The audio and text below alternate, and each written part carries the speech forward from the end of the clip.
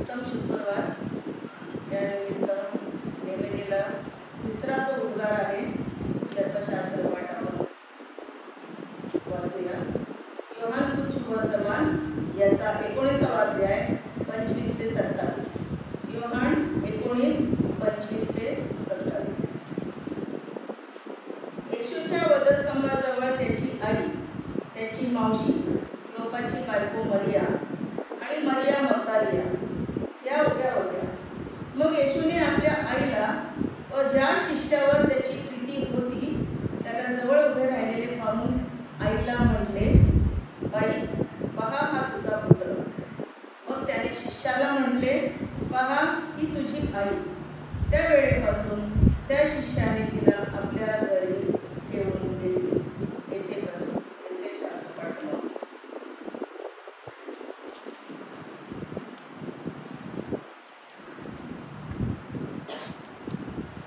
यावेळेला तिसऱ्या शब्दावरती आपल्या चर्चेचे लीडर रॉबिन असलेले बोलणार आणि यावेळी मी विनंती करतो रॉबिन याला की प्रभूने त्याला जो मानना दिलेला आहे, जी वेळ दिलेली आहे त्या वेळेमध्ये तो मानना या मंडळीला त्याने विदित करावा. आपण प्रार्थना करूया. पवित्र पवित्र प्रभू, आम्ही तुला धन्यवाद देतो, तुझी स्तुती करतो, तुला गौरव तुला उंचावे प्रभू. या सुंदर वेळेबद्दल तुझे धन्यवाद करतो.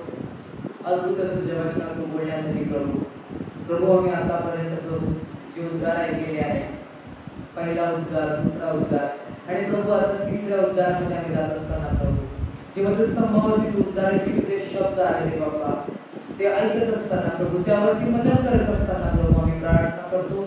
पवित्र आत्म्याचं मार्गदर्शन मागतो प्रभू. जरी पोट माझे आहे प्रभू दे बाबा, पण सांगणारा किंवा ते बदलून घेणारा प्रभू तू आहेस. पवित्र आत्मा प्रत्येकाचं विशेष करून तू दाबावे, ऐकणारे कान आणि समजणारे अंतःकरण तू प्रत्येकाला दे प्रभू. तर या ठिकाणी प्रभू तुझं वचन सांगितलं जात आहे प्रभू, अगदी पहिल्या उद्गारापासून प्रभू ते अद्भुत आहे, जिवंत देवाचं वचन आहे, सक्रिय आहे प्रभू आणि प्रभू देवामध्ये कार्यशील आहे प्रभू. तरी बात करतो की प्रत्येक गोष्टीचा ताबा विकास करतो. मी नव्हे तर माझ्याकडे पवित्र आत्मा तू तुझ्या लोकांशी बोलत आहे, संवाद साधत जातात. सर्व काही तुझ्या हातामध्ये समर्पित करतो. सर्व ऑब्स्टिकल, सर्व हिंड्रन्स येशूच्या नावामध्ये आम्ही कॅन्सल करतो and we declare your presence in this place father. तुझी उपस्थिती या मंडळीमध्ये या ठिकाणी आम्ही कबूल करतो. येशूच्या नावात प्रार्थना करतो म्हणून तू आहे.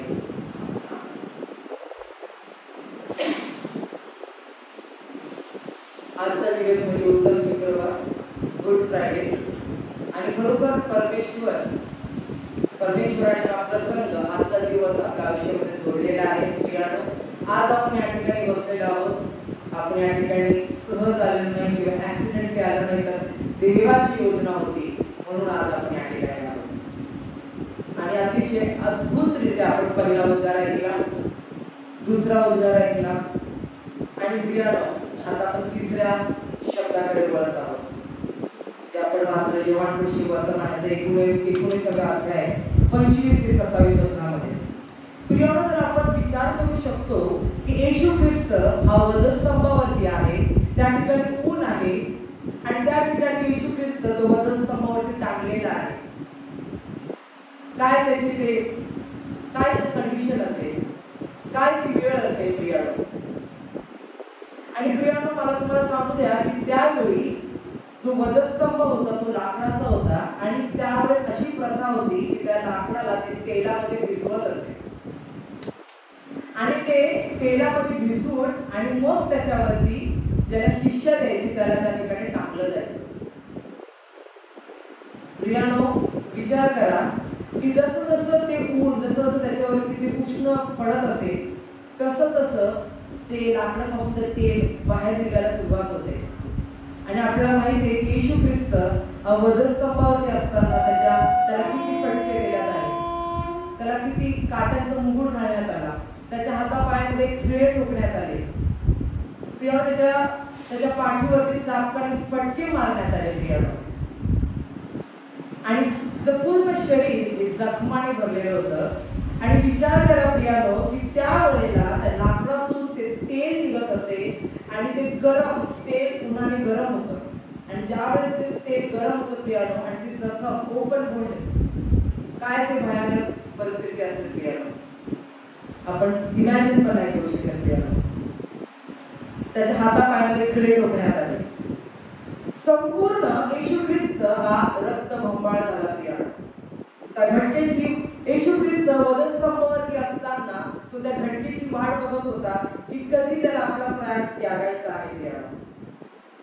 प्रियानो, एका नांगराने नांगरावी अशी त्याची पाठ झाली होती.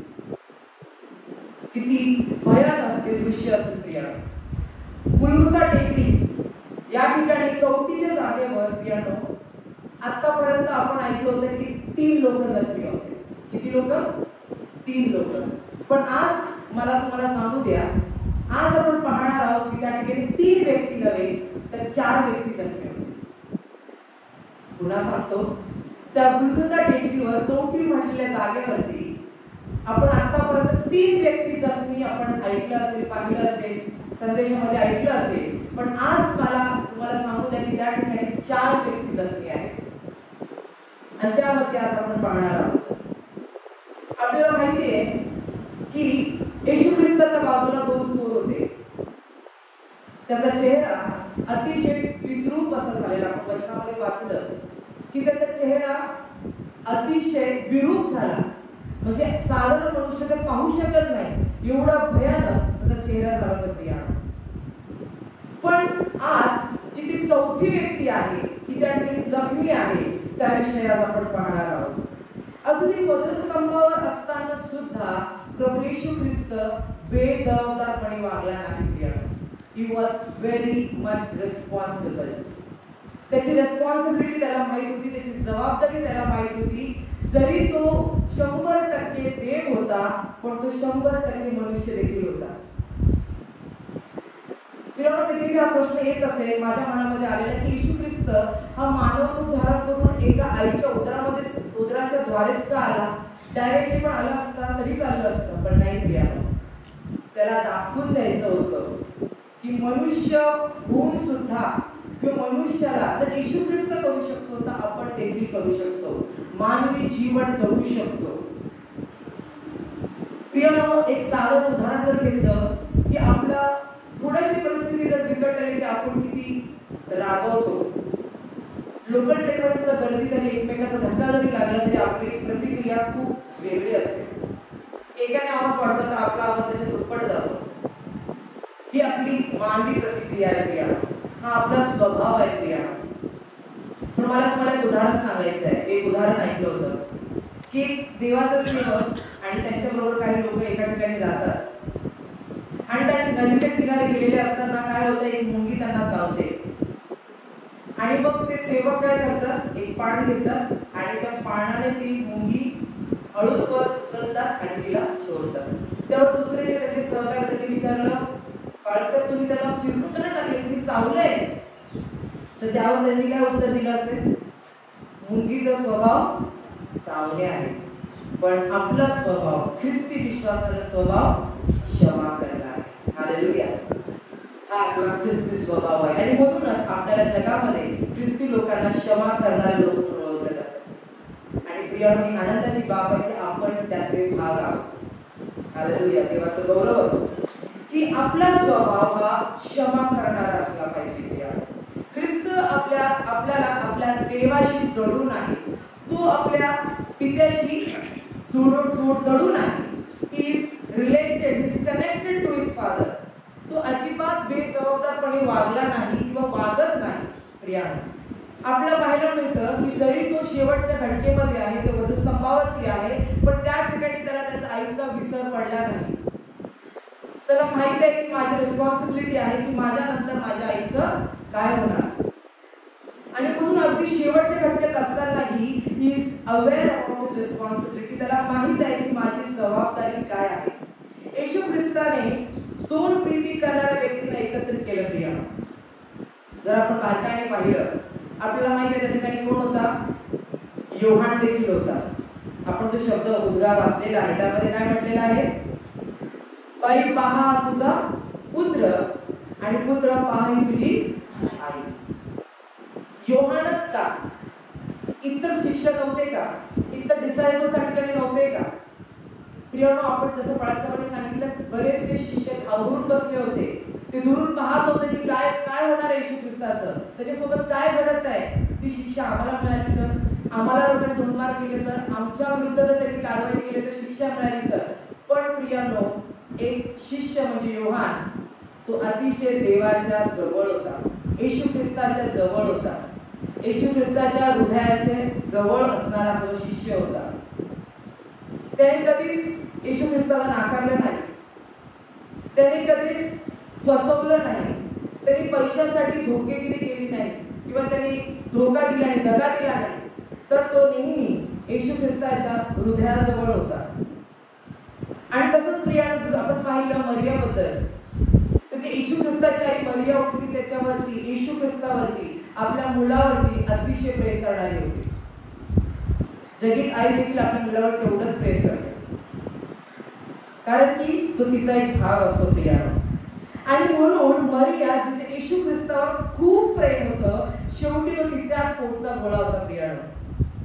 दोघेही येशू ख्रिस्तावर प्रेम करणारे होते. योहान जो त्याचे शिष्य होता, जो अगदी त्याच्या हृदयाच्या जवळचा होता, आणि दुसरी म्हणजे त्याची आई मरिया, जिने त्याला जन्म दिला होता, ती देखील येशू ख्रिस्तावरती प्रीती करणारी व प्रेम करणारी होती प्रियानो. प्रियानो, हीच ती मरिया आहे की जिला गॅब्रिएल दूताने दर्शन दिलं होतं प्रियानो. जर आपण शास्त्राचा सखोल अभ्यास केला तर आपल्याला कळेल की 400 वर्ष देव स्तब्ध राहिला होता. परमेश्वर was silent, God was silent for around 400 years. तो स्तब्ध होता प्रियानो. आणि त्या दिवसामध्ये किंवा त्या काळामध्ये परमेश्वर मरियेला दर्शन देतो. तो मरियेला बोलतो, मरियेशी बोलतो प्रियानो. ही साधारण गोष्ट नाहीये. म्हणून पवित्र शास्त्रामध्ये म्हटलेलं आहे की सर्व स्त्रियांमध्ये लोक तिला म्हणायचे की सर्व स्त्रियांमध्ये तू धन्य आहे, मरिया धन्य आहे. आणि म्हणूनच गॅब्रिएल दूताने तिलाच दर्शन दिलं प्रियानो. कितीतरी स्त्रिया असतील ना त्याकडे, पण मरियेलाच का निवडलं? What was the reason for that? काय होतं त्याचं कारण? कारण की ती धन्य होती, ती देवाला धूप आणणारी होती, ती सात्विक होती. आणि म्हणून परमेश्वराने त्या मरियेची त्या ठिकाणी निवड केलेली आहे प्रियानो.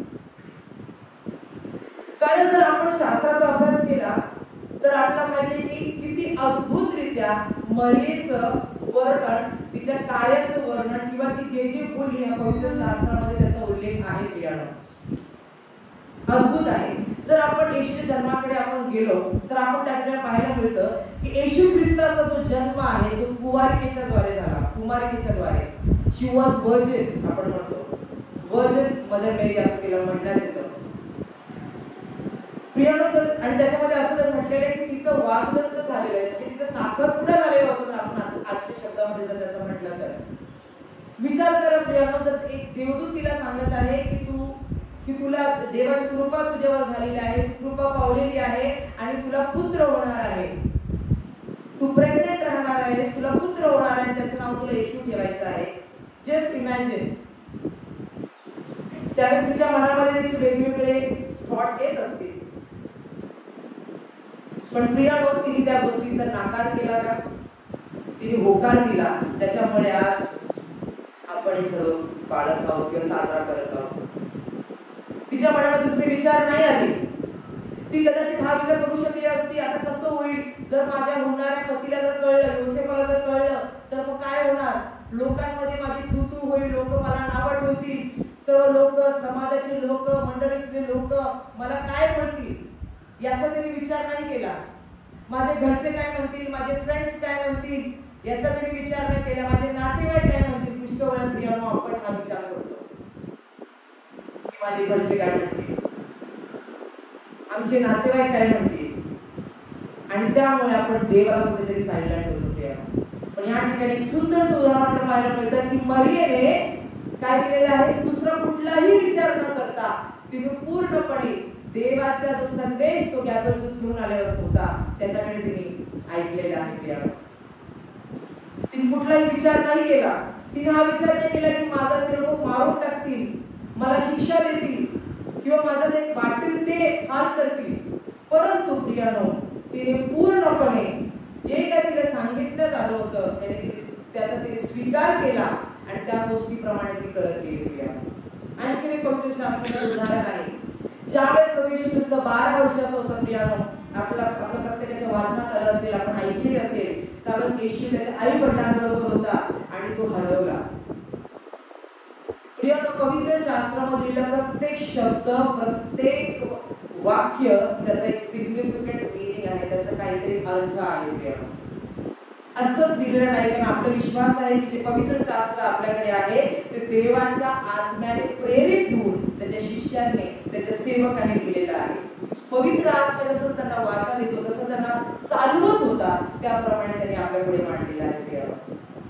आणि म्हणून ज्यावेळेस येशू ख्रिस्त 12 वर्षाचा होता, तो त्या ठिकाणी हरवला आणि त्याचे आई वडील प्रियानो आपल्या माहिती शोधत होते की कुठे गेला आमचा मुलगा. आपण किती घाबरतो. जर ही स्थिती आपल्या फॅमिलीमध्ये झाली तर आपण किती टेन्शन मध्ये राहू. कधी नोकरीमध्ये सुद्धा आपल्याला रुग्णासुख होते तर आपण किती घाबरतो. एखादा नवीन व्यक्ती असेल किंवा आपल्या लहान मूल असेल, त्या ठिकाणी पण गर्दी होती आणि त्या गर्दीच्या वातावरणामध्ये येशू ख्रिस्त हरवला. त्याचे आई वडील त्याच्या सोबत नव्हते. आणि प्रियानो, आपल्याला माहिती आहे की काय झालं, ते शोधाशोध करू लागले. आणि मग शेवटी ते मंदिराकडे येत असताना आणि येशू ख्रिस्त कुठे सापडला? मंदिरामध्ये सापडला. आणि मंदिरामध्ये तो शास्त्री पुरुषांबरोबर देवाच्या वचनावर बोलत होता. प्रियानो, किती किती अद्भुत आहे प्रियानो. कारण त्याला त्यावेळेस समजलं होतं की त्याचं कॉलिंग काय आहे, की त्याचं कॉलिंग काय आहे, कशासाठी प्रभूने त्याला या जगामध्ये पाठवलं, त्याचं कार्य काय आहे हे त्याला माहित होतं. आणि म्हणून तो त्या शास्त्री पुरुषांबरोबर देवाच्या वचनातून बोलत होता. कधी कधी मला असं वाटतं, म्हणजे ज्यावेळेस मनन करत होतो मला हा प्रश्न पडला की त्या शास्त्री पुरुषाला माहित नाही की ते ज्याच्याशी संवाद साधताय, ही इज द ऑथर, वचनाचा ऑथर त्यांच्या समोर आहे, पण त्यावेळेस त्यांना माहित नव्हतं. हे आता आपल्याला माहित आहे. आणि म्हणून ते ज्यावेळेस येशू ख्रिस्ताशी संवाद साधत होता प्रियानो, त्याचे आई वडील शोधत होते, घाबरले होते की आमचा मुलगा कुठे गेला, येशू ख्रिस्त कुठे गेला, येशू कुठे गेला. आणि ते शोधत असताना प्रियानो, ज्यावेळेस काही लोक येशू म्हणाले असतील की येशू तुझी आई आणि तुझे भाऊ त्या ठिकाणी शोधत आहे, तुझा शोध घेत आहे, त्यावेळेस येशू काय म्हणाला? कोण माझे आई आणि कोण माझे भाऊ? कोण आहे? तर येशू काय म्हणतो? जे देवाच्या वचनाप्रमाणे चालतात, जे देवाच्या वचनात मुळावलेले आहेत, तेच माझे आई आहेत, तेच माझे भाऊ. प्रियानो, ही मंडळी आपले परिवार आहे. ज्यावेळेस आपण समजू की ज्या मंडळीमध्ये आपण आहोत, ज्या चर्चमध्ये आपण आहोत, ते फक्त माणसं नाही तर ते आपले कुटुंब आहे, ते आपला परिवार आहे. आणि ज्या परिवारामध्ये प्रभूने, परमेश्वराने तुम्हाला आणि मला ठेवलेला आहे प्रियानो, एका उद्दिष्ट कारणासाठी आहे. म्हणून पवित्र शास्त्रामध्ये म्हटले एकमेकांची ओझे व्हा. म्हणजेच काय की आपण ज्यावेळेस एका कुटुंबामध्ये असतो, वी आर वन, आणि आपल्या कुटुंबाचा प्रमुख कोण आहे? तर परमेश्वर आहे. येशू ख्रिस्त आपल्या कुटुंबाचा प्रमुख आहे. आणि म्हणून ज्यावेळेस आपण मंडळी म्हणून एकत्र येतो, आपण त्याच्या कुटुंबावर ज्यावेळेस आपण समजतो की आपण एका परिवारामध्ये आहोत प्रियानो, त्यावेळेस परिस्थिती चेंज असते. त्यावेळेस जो सिनेरिओ असतो तो वेगळा असतो प्रियानो, खूप वेगळा असतो प्रियानो. कारण की येशू ख्रिस्त हा मस्तक आहे प्रियानो, येशू ख्रिस्त हा हेड आहे प्रियानो. आणि म्हणूनच की येशू ख्रिस्त जरी त्या ठिकाणी हरवला होता, पण त्यावेळेस तो कुठे होता? मंदिरामध्ये होता. आणि त्या ठिकाणी देवाच्या वचनावरतीच बोलत होता प्रियानो. प्रियानो, मला तुम्हाला सांगू द्या की येशू ख्रिस्त हा, त्याचं जे रक्त त्याने सांडलं होतं स्तंभावरती, पवित्र रक्त होतं. एखाद्या कोकणाचं रक्त चाललं असतं का? एखाद्या पक्षीचं रक्त चाललं असतं का? एखाद्या कुठल्या ॲनिमल, जनावराचं रक्त चाललं असतं का? नाही प्रियानो. येशूच्या रक्तामध्ये जे सामर्थ्य आहे, येशूमध्ये जे सामर्थ्य आहे, ते कुठल्याही पशुमध्ये, कुठल्याही जनावरामध्ये ते तेवढं कॅपेबिलिटी नाहीये, ते क्वालिटी नाहीये की येशूच्या रक्तामध्ये आहे प्रियानो. आणि नेहमी ज्यावेळेस मी लहान होतो, वचन वाचत होतो, मला एक प्रश्न पडायचा. ज्यावेळेस मी नर्सिंग केले नव्हतं, पण त्यावेळेस मला प्रश्न पडायचा की येशू ख्रिस्त हा आईच्या गर्भामध्ये होता, आईच्या पोटामध्ये होता. आणि त्यावेळेस मग आपण म्हणतो की येशू ख्रिस्त हा निष्कलंक पवित्र आहे, त्याच्यामध्ये पाप थोडं देखील नाहीये, पण तो आईच्या पोटामध्ये होता म्हणजे आईचं रक्त त्याला गेलं असणार, बरोबर नाही? ज्यावेळेस बाळ त्या आईच्या उदरामध्ये असतं त्यावेळेस अंबलिकल कॉर्ड, त्याला आपण मराठीत नाळ म्हणतो, तिकडनं त्याला सगळं न्यूट्रिशन जात असतं त्या बाळाला, त्या फिटसला, पण त्या ठिकाणी कुठल्याही प्रकारची रक्ताची देवाणघेवाण होत नाही, अजिबात होत नाही. There is no transfusion of blood. फक्त त्या बाळाला पोषण मिळत असतं, जे त्याला लागणारे जे न्यूट्रिएंट आहे, फूड आहे, जेवण आहे, आपण जे म्हणतो त्या बाळाला जे त्याच्या वाढीसाठी गरजेचं असतं, नरिशमेंटसाठी, ते त्या बाळाला मिळत असतं. पण त्या ठिकाणी ब्लड ट्रान्सफ्युजन होत नाही. प्रियानो, बघा किती अद्भुत देवाची योजना आहे की जरी त्याने त्या आईच्या उदरामध्ये गर्भधारणा केली, पण त्या मातेचा रक्त किंवा मानवी शरीराचं ब्लड त्या येशू ख्रिस्तामध्ये नाही. म्हणून तर आपण विथ ऑडॅसिटी वी कॅन से की तो पवित्र आहे, त्याच्या रक्तामध्ये ते सामर्थ्य आहे प्रियानो, जे तुमच्या आणि माझ्या पापांसाठी ते योग्य आहे, जे आपल्या पापाची क्षमा करणार आहे, आपल्या पापांना पूर्णपणे धुतलं जाण्यासाठी येशू ख्रिस्ताचं रक्त इज अवेलेबल आणि ते आपल्यासाठी अवेलेबल आहे. आणि म्हणून आपण विश्वासाने म्हणतो की येशूच्या रक्ताद्वारे मी धुतला गेलेलो आहे, पूर्णपणे त्याच्या रक्ताच्या द्वारे आपलं धुतलेलं आहे प्रियानो, कारण की त्याच्या रक्तामध्ये कुठल्याही प्रकारचं पाप नाहीये, मलिनता नाहीये, कुठल्या प्रकारचं चुकीचं नाहीये. तर फक्त येशू ख्रिस्ताचं जे रक्त आहे ते पवित्र आहे, निष्कलंक आहे. म्हणून तर आईचं आणि बाळाचं ब्लड ग्रुप कधी कधी सिमिलर असतं, नॉट एव्हरी टाइम, पण याचा अर्थ हे नाही की आईचं ब्लड त्या बाळामध्ये जातं प्रियानो. तशाच प्रकारे प्रियानो, आज तीच मरिया जिने ख्रिस्ताला ओळखले होते प्रियानो, आज तीच मरिया त्या वधस्तंभाच्या जवळ, येशू ख्रिस्ताच्या जवळ उभी आहे. ज्यावेळेस प्रभू येशू ख्रिस्त त्या वाटेवरून जात होता, ज्यावेळेस त्याला मारण्यात होत होते आणि तो वधस्तंभ घेऊन चालत होता प्रियानो, त्यावेळेस ती मरिया देखील त्याच्या मागे मागे होती, योहान देखील होता. काही दोघांचा उल्लेख पवित्र शास्त्रामध्ये आहे, कारण की तिने ओळखलं होतं येशू ख्रिस्ताला. एक आई म्हणून शी वॉज इमोशनल, पण तिला माहित होतं की देवाचा अद्भुत प्लॅन आहे त्यामध्ये. प्रियानो, येशू ख्रिस्ताचं जे मरण आहे हे एक रहस्य आहे मी असं म्हणतो, आणि ते रहस्य हे आपल्याला आता समजलेलं आहे, पण त्या दुसऱ्याला त्यावेळी माहित नव्हतं. त्यावेळी दुसऱ्याला काय वाटलं, येशू ख्रिस्त मेला म्हणजे एव्हरीथिंग इज फिनिश, डन, आणि तो जिंकला असं त्याला वाटलं. पण प्रियाला तसं झालं नाही.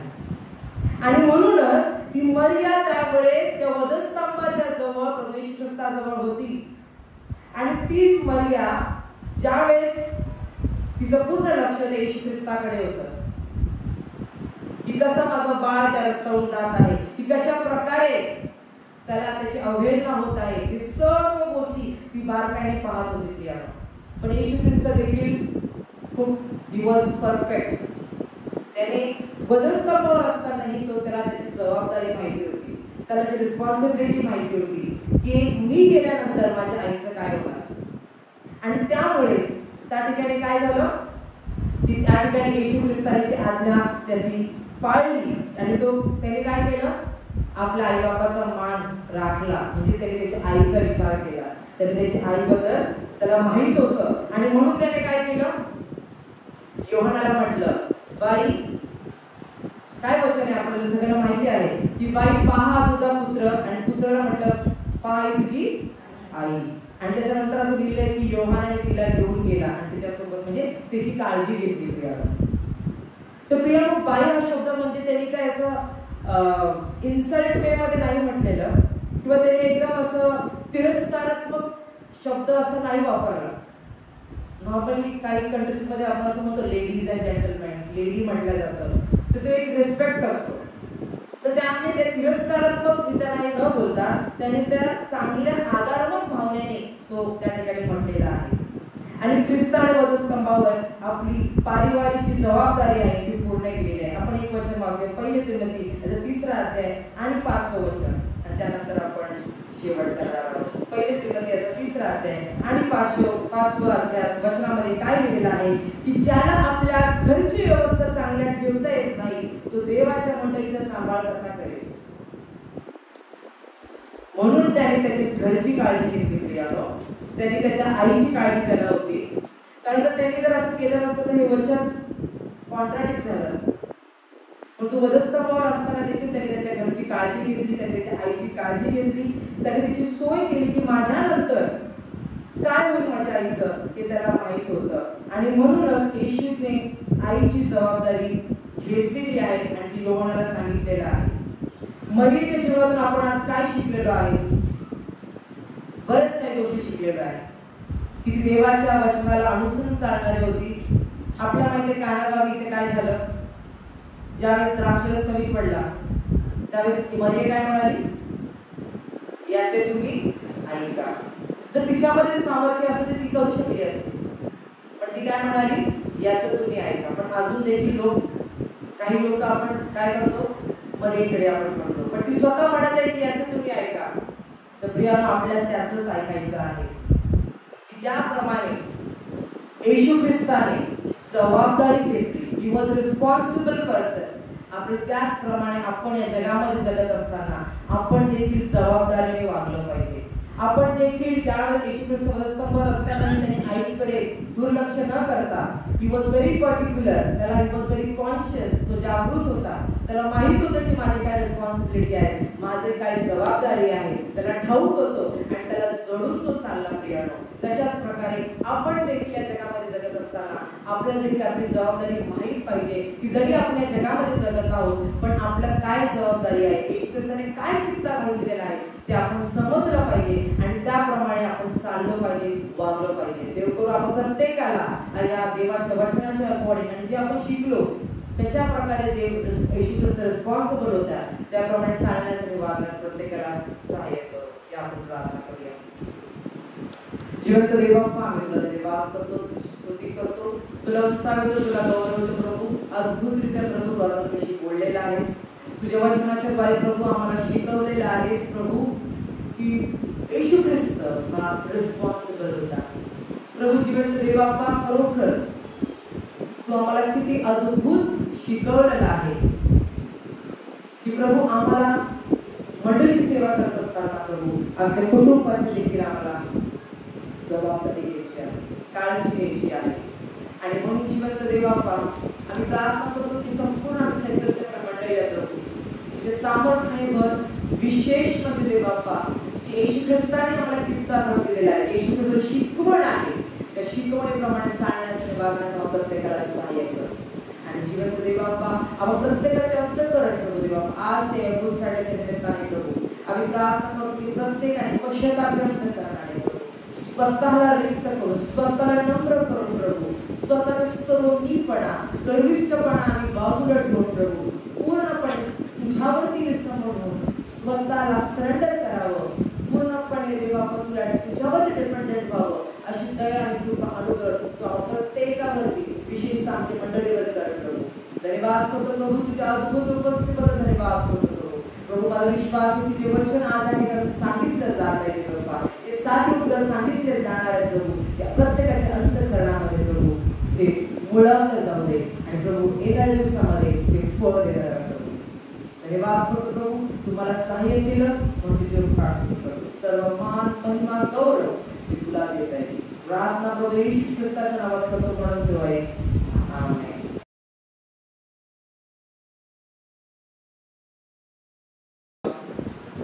अध्याय 45 ते 49. मत्तई 27:45 ते 49. येशूचा मृत्यू.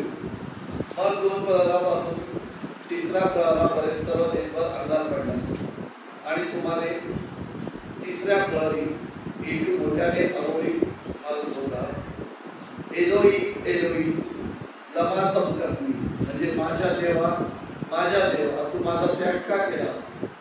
ते तिथे उभे होते, त्याच्यातील कित्येकांनी हे ऐकून म्हटले की तू एलियाला बोलावतो. त्याच्यातून एकाने जागेत ताबडतोब पंच घेतला आणि तो आंबेरे भरून त्याच्या वयात दिला. वनकर म्हणाले, असू दे, एलिया त्याचा बचाव करण्यास येतो की नाही ते आपण पाहू. मग येशूने मोठ्याने पुन्हा ओरडून आपला प्राण सोडला. प्रभू परमेश्वर आपल्या जवळचा आपला सर्वांसाठी आशीर्वाद देतो. चौथ्या शब्दावरती आपल्या चर्चचे लीडर आहेत शरद मार्से हे बोलतील. त्यांनी MSW केलेलं आहे, मास्टर्स इन सोशल वर्क, आणि त्यांनी MPU पण केलेलं आहे, मास्टर्स ऑफ डिव्हिनिटी, आणि उच्च शिक्षित आहेत. आणि आपण त्यांच्याकडून अपेक्षा करत आहोत की प्रभूने आज आमच्यासाठी जो मानना दिलेला आहे तो कृपया पुढे दिलेल्या वेळेमध्ये सादर करा.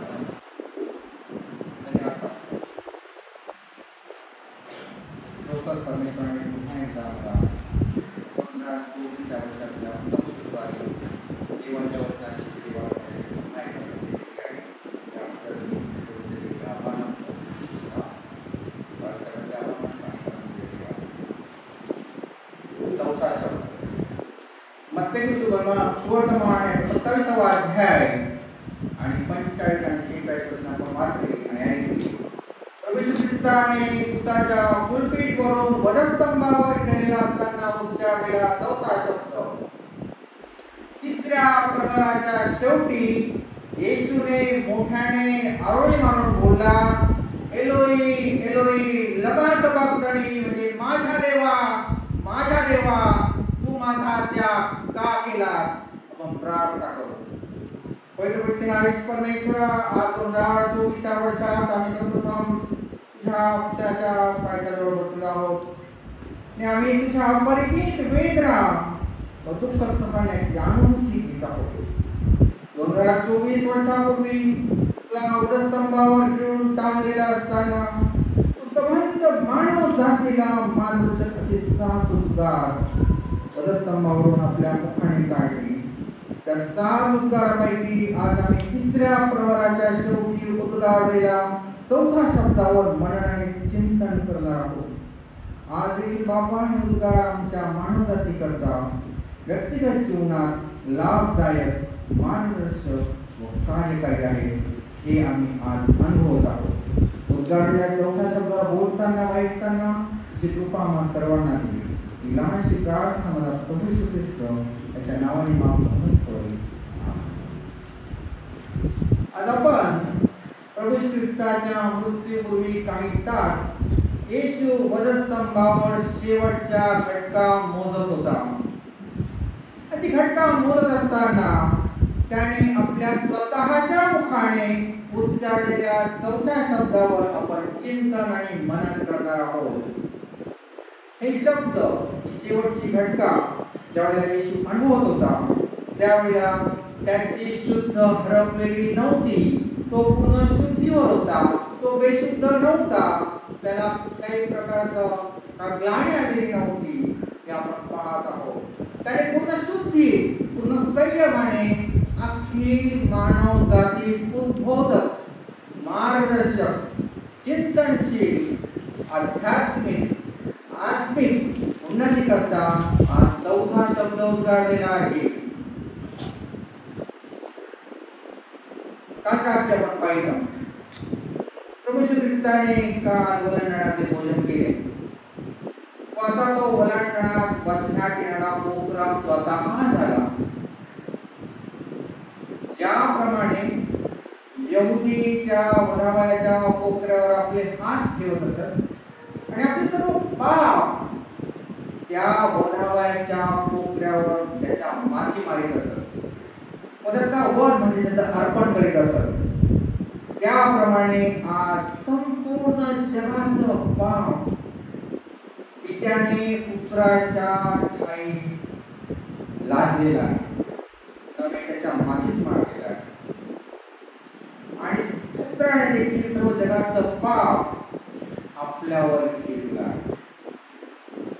नाकार केला नाही, कुरकुर केली नाही, पण त्यांनी प्रार्थना केली. काल रात्री आपण बघितलं गतसंधी बागेमध्ये प्रार्थना केलेली आहे आणि स्वतः अन्य पूर्ण पर्याप्त असा मोकरा झाला. त्यापुढे कोणताही मोकरा अर्पण करण्याची गरज नाही. मुक्त्याची कोपरावर हात ठेवून आपलं पाप त्याच्या माथी मारण्याची गरज नाही. आपल्या सर्व मानवजातीचं पाप प्रभू येशू ख्रिस्ताने स्वतःहून घेतलेलं आहे आणि तो अन्यपूर्ण पर्याप्तचा यज्ञ आहे. ते आपण काल रात्री पाहिलं आहे.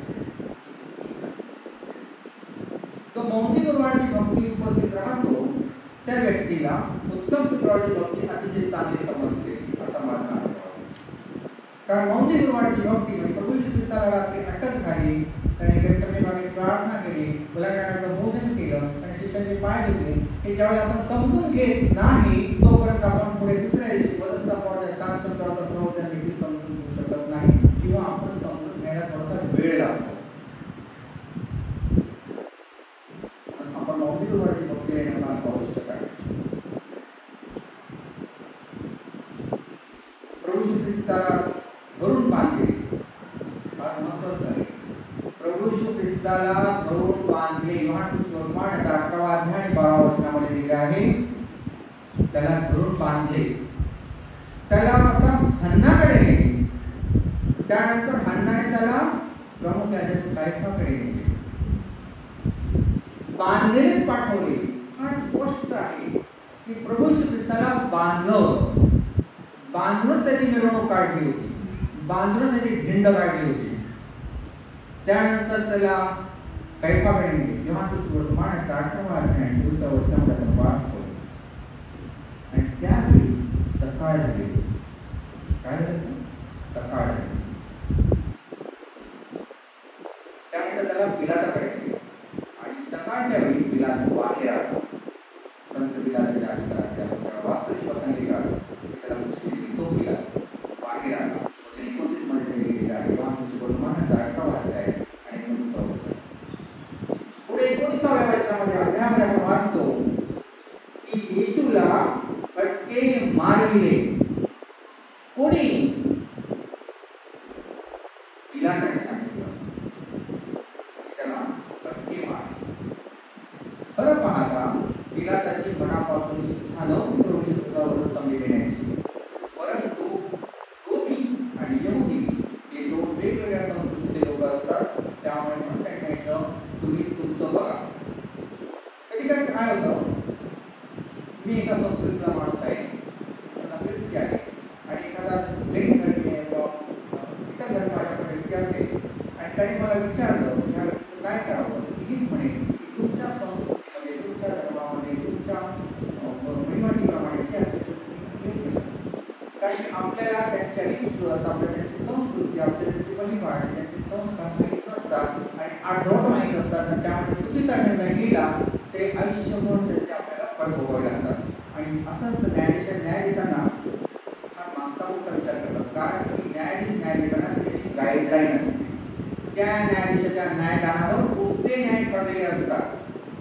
आपण बघतो कधी खटले चालू असतात आणि 1955च्या खटल्यात असं झालं होतं, 1992च्या खटल्यात असं झालं होतं आणि त्या खटल्यामध्ये न्यायाधीशाने काय न्याय दिला होता, हा रेफरन्स वकील घेऊन पुढच्या आरोपीची सुटका करण्यासाठी किंवा त्या पुढच्या आरोपीला त्या न्यायदानाचा रेफरन्स घेऊन तो वकील पुढे आपली केस करत असतात.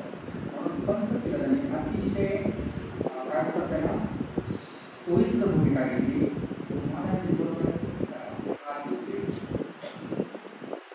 कारण त्याला माहिती होतं आज मी जर चुकीचं किंवा बरोबर निर्णय घेतला, याची संस्कृती योग्य आहे, मानवी रोपण आहे आणि कदाचित त्याच्यामध्ये मिसअंडरस्टँडिंग होऊ शकते आणि चुकीचा न्याय जाऊन पुढच्या येणाऱ्या भावी पिढीला गाईडलाईन चुकीची देऊ शकते. पुढे काय झालं, शिपायांनी काट्यांचा मोड घातला. त्याने फक्त फटके मारण्याची शिक्षा दिली होती, फटके मारत.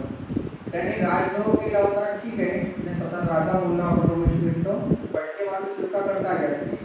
परंतु यहुदी संस्कृतीप्रमाणे एकाला सोडण्याचा त्यांचा नियम होता, त्याप्रमाणे त्यांनी सांगितलं बरं सोडा. पुढे काय झालं, शिपायांनी त्याच्या प्रभू येशू ख्रिस्ताच्या डोक्यावर काट्यांचा मुकुट घातला, त्याला जांभळी वस्त्र परिधान केली. पुढे येशूला वधस्तंभी करावयास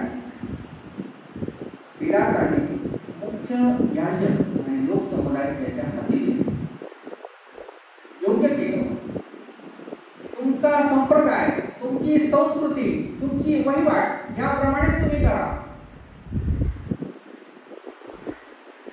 आणि यांनी आपली संस्कृती आपल्या सोयीस्कर असल्याप्रमाणे आपला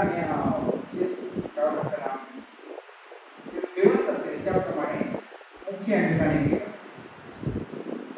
लोकसमुदायाच्या हाती दिलं. लोकसमुदायाचे ते कोण रोमी नव्हते, ते यहुदी होते सर्व.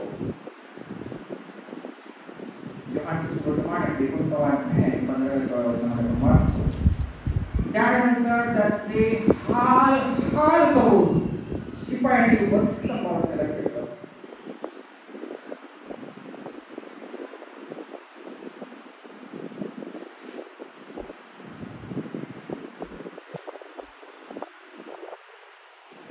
काही गोष्ट नव्हता, काही पाप त्याच्याकडे नव्हतं, तरी देखील त्याचे हाल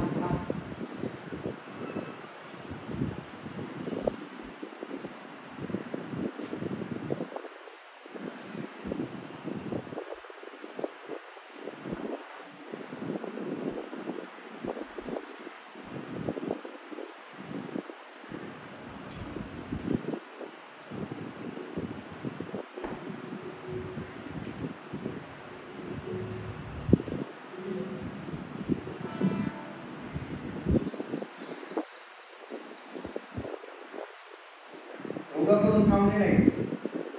योहानस वर्तमान यांचा 19:15 वाचले आहे.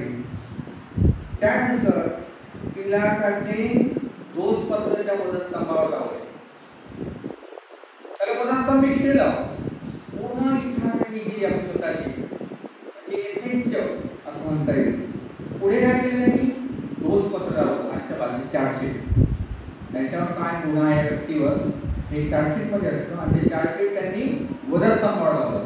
म्हणजे अजून खूप थोडीफार राहिली असेल त्याची ती पण उघडी करून टाकू म्हणून त्यांनी ते चार्जशीट पण लावून टाकलं वधस्तंभावर. इतकं क्रूर रीतीने प्रभू येशू ख्रिस्ताचे हाल करून त्याला मरण दिलेलं आहे. मार्गदर्शक वर्तमानाचा 15वा अध्याय 14 वचन वाचतो. तिसऱ्या प्रहराच्या म्हणजे आपल्या घड्याळाच्या दुपारी 3 वाजता प्रहरी काय झालं? कालवीच्या टेकडीवर येशू टांगलेला असताना पुसाच्या पुलपेटवरून प्रभू येशू ख्रिस्ताने उद्गार काढले. 4थं वाक्य होतं. तो मोठ्याने बोलला, माझ्या देवा तू माझा त्याग का केलास? प्रभू येशू ख्रिस्ताचा क्रूज भर दुपारी 3 वाजता कालवीच्या टेकडीवर होता. आज तुम्ही दुपारी थोडंसं जाऊन बघा बरं, आणि पाणी ह्या रेल्वेच्या रोडवर जर जाऊन बघा बरं काय होतं. पायाला धक्के बसले, प्रखर ऊन बाहेर आले.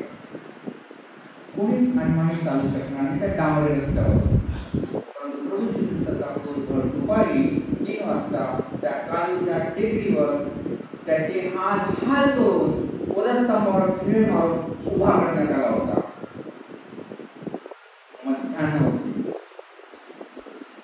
सूर्याने आपलं तोंड देखील काळं केलं होतं. पृथ्वीपासून त्याची फारकत झाली होती. शेवटची निर्वाणी होईशी होती त्यावेळी. आत्ताच आपण ऐकलं त्याने आपल्या आईला आपल्या शिष्यांच्या हवाली केलं. म्हणजे या जगामध्ये आता आपलं कोणीच राहिलेलं नाही,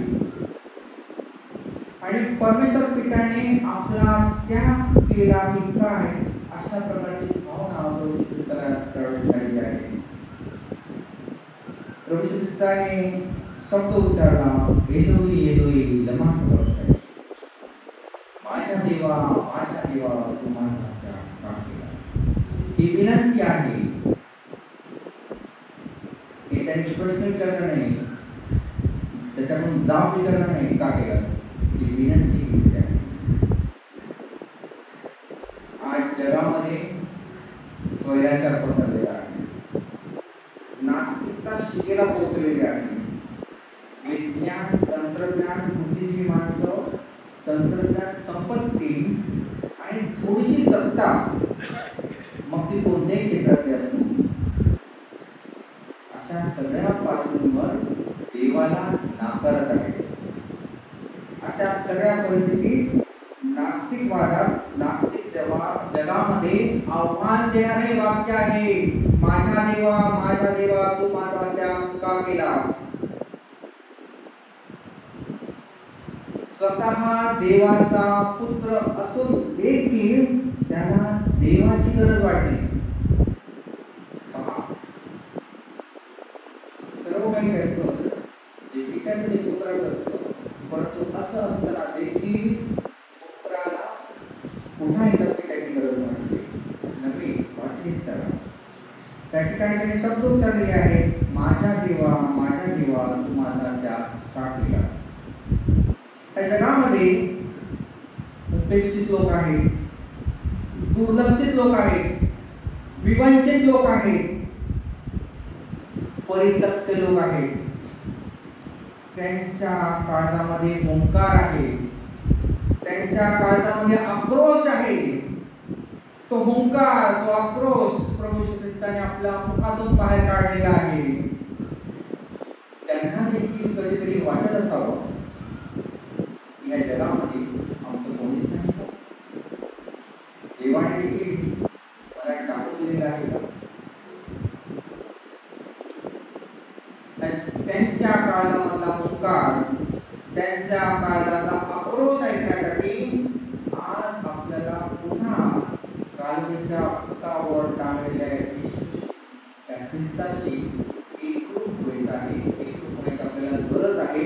तरच आपण पुस्तकावर टांगलेल्या ख्रिस्ताचा हुंकार ऐकू शकतो, त्याचा आक्रोश ऐकू शकतो आणि आपल्याला तो ख्रिस्त त्या भिकाऱ्यांमध्ये, त्या गोरगरिबांमध्ये, त्या दारिद्र्यांमध्ये, त्या परित्यक्त्यांमध्ये, त्या वंचितांमध्ये, त्या शोषितांमध्ये सापडल्याशिवाय राहणार नाही. जेव्हा आज आपण त्या कालवीच्या पुतावर टांगलेल्या ख्रिस्ताचे एकरूप होऊ, तेव्हाच आपल्याला या वंचित, आक्रोशित, शोषित, दारिद्र्यामध्ये ग्रस्त, विवंचनेत असलेल्या लोकांचा आक्रोश आपल्याला ऐकू येणार नाही. त्यांचा आक्रोश ऐकण्याची दाट शक्यता आहे असं म्हणणार नाही, मी असं म्हणेन शक्यता अधिक आहे.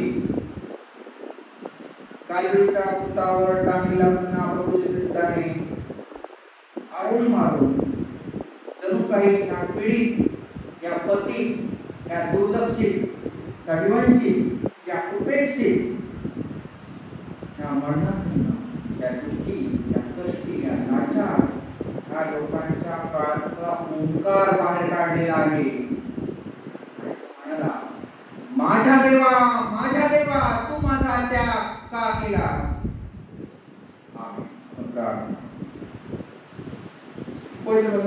परमेश्वरा वधस्तंभावर टांगलेला असताना तू आपल्या मुखाने चौथा शब्द उच्चारलेला आहेस, माझ्या देवा तू माझा त्याग का केला. देवाचा पुत्र असून देखील पुत्राला पित्याची म्हणजे परमेश्वराची गरज वाटली आहे. आम्ही मर्त्य मनुष्य आहोत बाबा, आम्हाला कितीतरी अधिक परमेश्वराची गरज आहे. आज आम्ही पुस्तकावर टांगलेल्या ख्रिस्ताशी एकरूप होऊन गरिबांमध्ये, भिकाऱ्यांमध्ये, गांजलेल्यांमध्ये, दारिद्र्यांमध्ये ख्रिस्त शोधण्याची अत्यंत गरज आहे बाबा. कारण त्यांच्या काळजाचा आक्रोश तू कालवीच्या पुस्तकावरून जणू काही काढलेला आहे आणि तो आक्रोश आम्हाला ऐकण्यासाठी बाबा तू कान दे आणि तो आक्रोश सांत्वन करण्यासाठी आम्हाला तुझी कृपा व दया असू दे. ही प्रार्थना आमच्या नावात